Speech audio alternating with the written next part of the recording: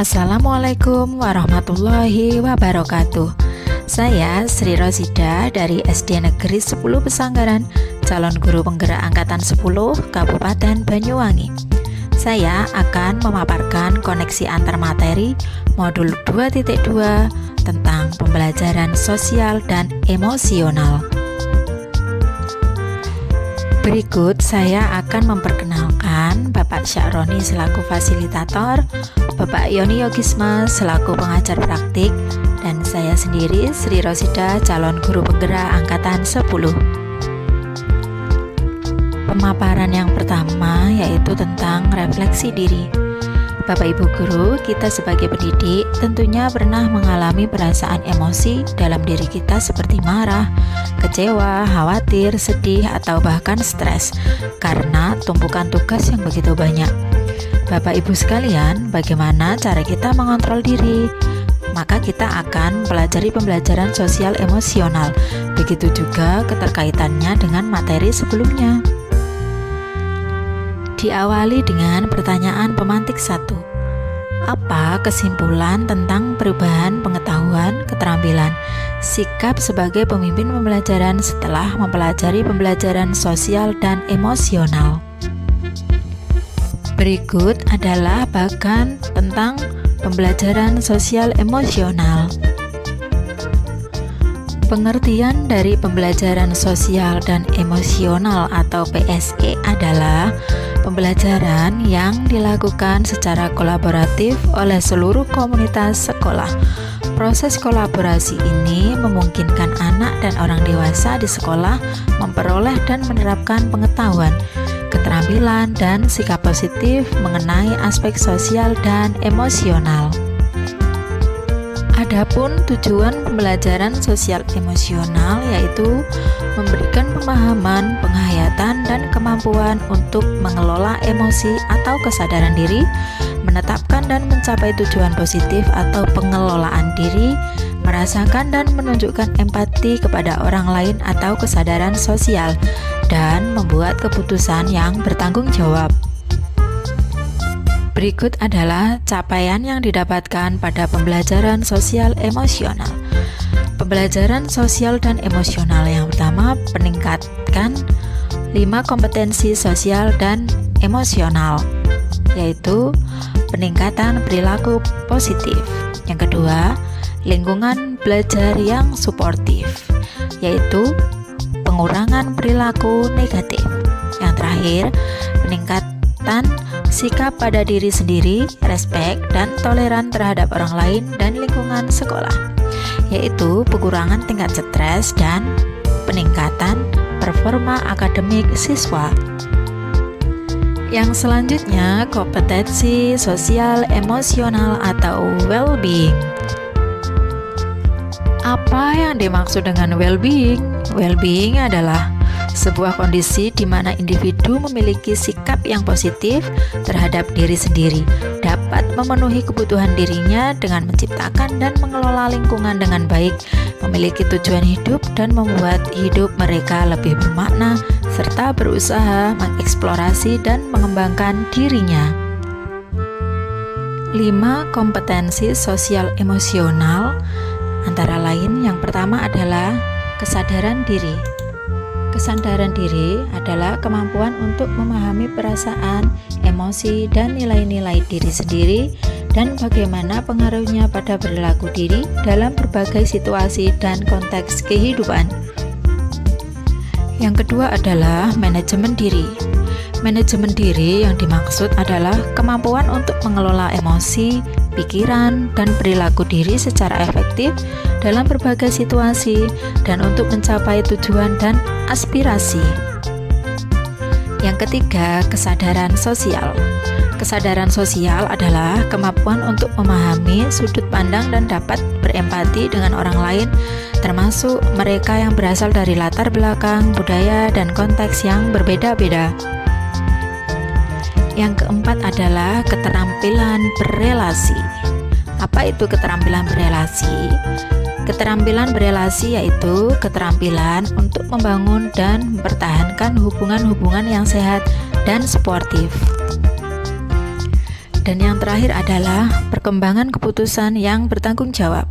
Kemampuan untuk mengambil pilihan-pilihan, membangun yang berdasarkan atas kepedulian, kapasitas dalam mempertimbangkan standar-standar etis dan rasa aman, dan untuk mengevaluasi manfaat dan konsekuensi diri bermacam-macam tindakan dan perilaku untuk kesejahteraan psikologis atau well-being dari diri sendiri, masyarakat, dan kelompok.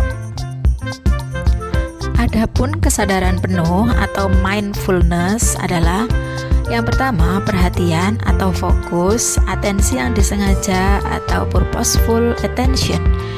Sekarang, present moment, rasa ingin tahu tanpa prasangka dan menghakimi. Yang terakhir, welas asih atau compassion. Yang selanjutnya adalah teknik stop. Dengan teknik ini, saraf parasimpatik menenangkan tubuh dengan memperlambat detak jantung, menurunkan tekanan darah, mempertajam kekuatan otak bagian atas atau konteks prefrontal yang berhubungan dengan fokus, konsentrasi, dan kesadaran, sehingga akan tercipta nuansa well-being. Yang selanjutnya adalah implementasi KSI. Penerapan yang pertama, pengajaran eksplisit. Penerapan yang kedua, integrasi dalam pembelajaran, praktik mengajar, dan kurikulum akademik. Penerapan yang ketiga, penguatan kompetensi sosial emosional, pendidik, dan tenaga kependidikan. Dan penerapan yang keempat, penciptaan iklim kelas dan budaya sekolah. Fakta penting pembelajaran sosial emosional yang pertama adalah murid yang berkembang secara sosial dan emosional pada saat yang sama mereka pun berkembang secara akademik. Yang kedua, mengabaikan perkembangan sosial dan emosional akan membawa efek buruk secara akademik. Dan yang ketiga, pembelajaran sosial emosional harus diimplementasikan secara sengaja.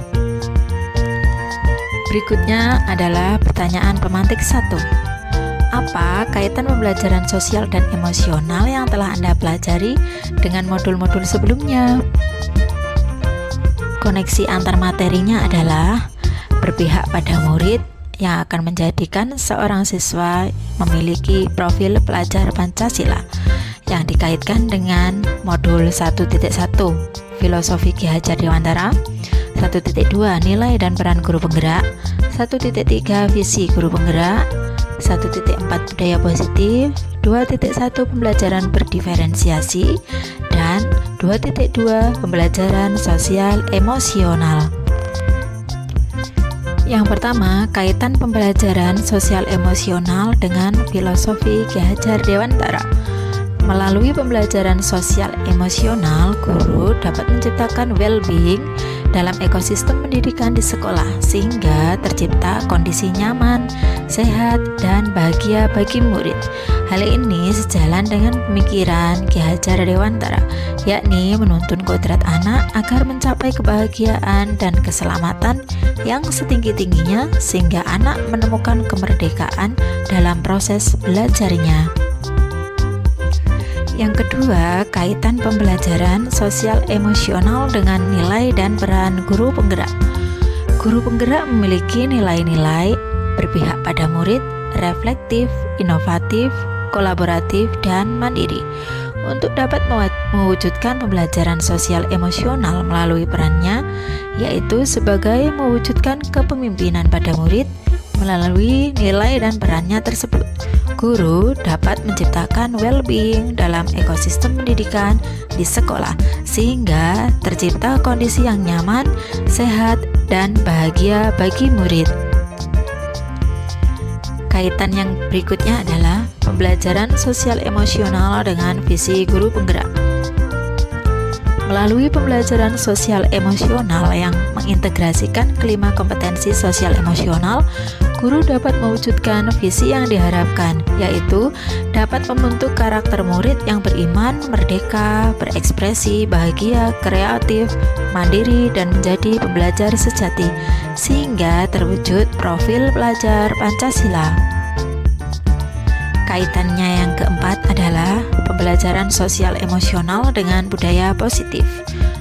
Melalui pembelajaran sosial emosional yang integrasikan kelima kompetensi sosial emosional, guru dapat mengenali dan memahami emosi masing-masing yang sedang dirasakan, sehingga mampu mengontrol diri dan dapat menerapkan disiplin positif secara baik sesuai dengan kesadaran diri atau self-awareness. Dan kaitannya yang terakhir adalah pembelajaran sosial emosional dengan pembelajaran berdiferensiasi. Melalui pembelajaran sosial emosional, guru dapat melakukan pembelajaran dengan menggunakan beberapa teknik antara lain identifikasi perasaan, identifikasi emosi, menuliskan ucapan terima kasih, bermain peran, dan lain-lain. Sehingga guru mampu menerapkan pembelajaran berdiferensiasi di kelas sesuai dengan kebutuhan belajar murid guna mewujudkan merdeka belajar.